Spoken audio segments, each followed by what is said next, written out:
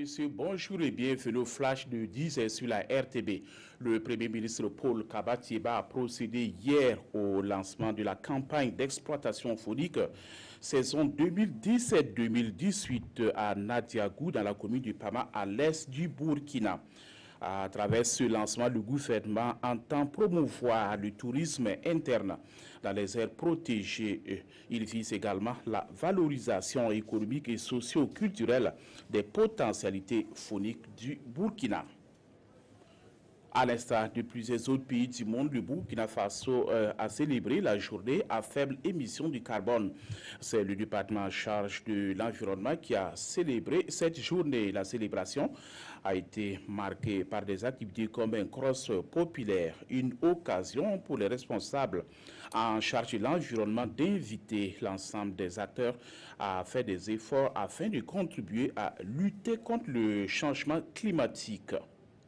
Du 19 au 20 décembre se tient à Ouagadougou un atelier de capitalisation multi-acteurs du projet Espoir qui signifie les enfants du Sahel sont stimulés, protégés, orientés et intégrés dans leur communauté devenue plus résiliente. Débuté en septembre dernier, le projet arrive à son terme cette année. Il vise la prévention et la réduction des risques de complications et de séquelles invalidantes chez les enfants de moins de 5 ans atteints de malnutrition.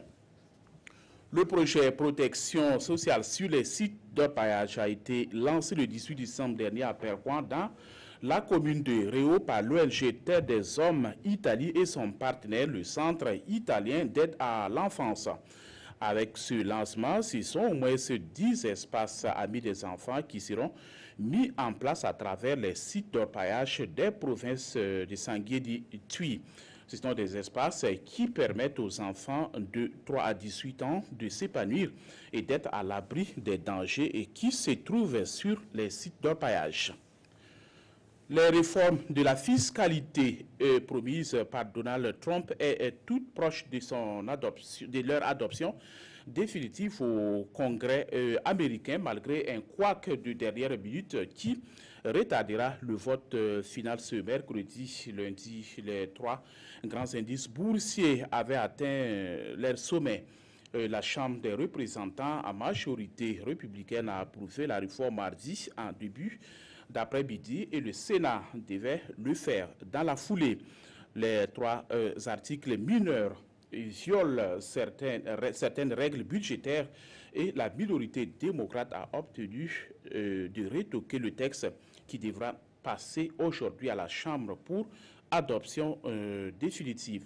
C'est la fin de ce flash. Merci d'avoir suivi.